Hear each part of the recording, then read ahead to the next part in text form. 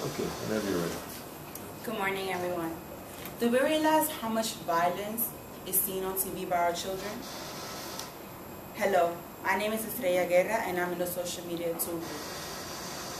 And today, by the end of my speech, I want you to understand how much violence is being seen by our children on TV and how much it affects them. Also, what can we do about it?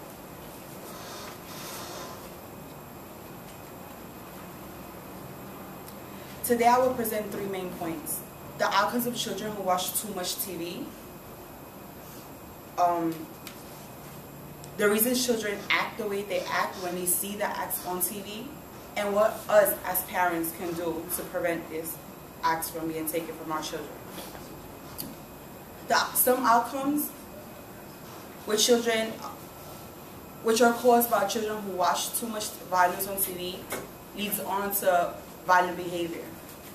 According to Nielsen from the p4.final.eguerra, data collected in 1993 reveals that the American child watches TV 21 to 23 hours per week.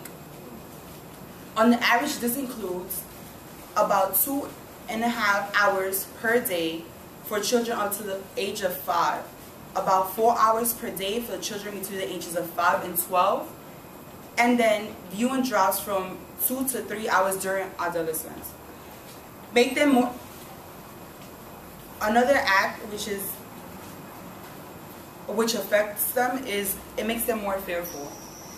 According to Livestrong.com, the media network reports that children who have been seeing television, who have televisions in their room, and watch more TV, were more likely to have nightmares and other sleep disorders. This is because there's too much fantasy seen on TV,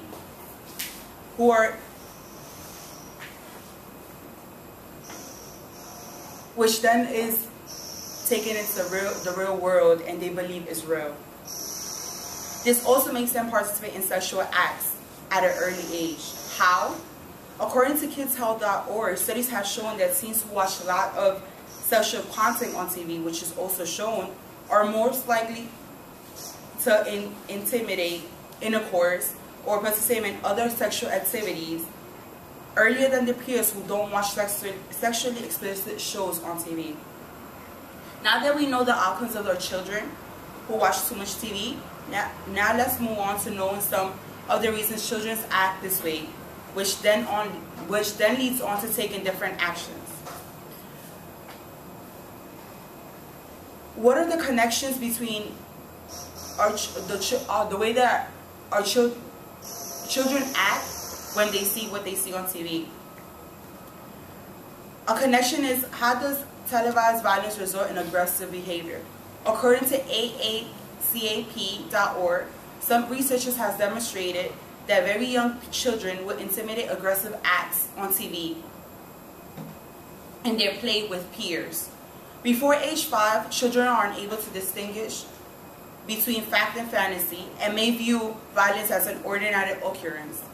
In general, violence on television and in movies often conveys a model of conflict resolution.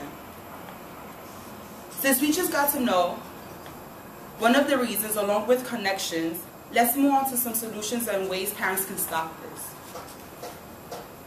What should parents do about this? One thing that parents should do is encourage their children viewing educational programming. According to the successful.org, research suggests to watch TV with your children and talk about it. According to bblock.samhsa.gov, it is said that during breaks of the program, ask your child what he or she thinks will happen next. Then watch and discuss what does happen. Were you surprised? Why? Also make TV time interactive by having children jump if they hear a number or color word, or sing along with the music together. According to BBlock, more information which I found was, you can also talk about what might happen to a character. Helps children share their own feelings, fears, or creative ideas. All of these activities help develop media literate children who are aware of the media and how to use it. According to CSPC, you also ask questions like, where did the story take place? Who are the characters? Are they always good or bad? Sometimes when? Do characters remind them of anyone they know in real life? This will make the children wonder, think, and acknowledge. In conclusion, today I told you the reasons why children act the way they act, solutions that parents can take, and actions that they can take to improve and take children away from watching so much violence on TV. Thank you. Thank you, Kate. So how do you feel about this? All right, I'll tell you what. Let me ask you this.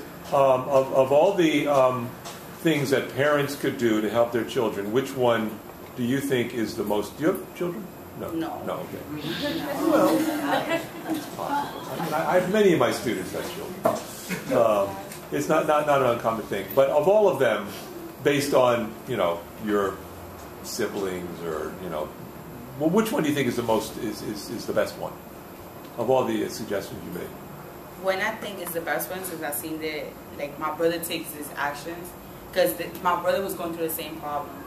And his kid was watching too much like video games, and he would see like violent content on TV. So what he would do is that he would sit down and try to like take those programs away from him the children being able to see it, even though he could get the control and change the channels. But he would like try to get him into like different other like cartoons, but cartoons which shows like how they were saying like colors, and good actions characters be taken. Because sometimes like cartoons be showing content that shouldn't be shown, and they talk inappropriately. But that's the way I think. Like, you should ask them questions, like, to see if they're really acknowledging and what are they learning from what they're seeing. Yeah. Yeah, and this is supported by the citations that you found. Yeah. Okay, so each one of those things has to do with education, talking to your child, choosing what programs they're going to want, using the education. It's all supported there. Yes. That presentation. Good. Thank you.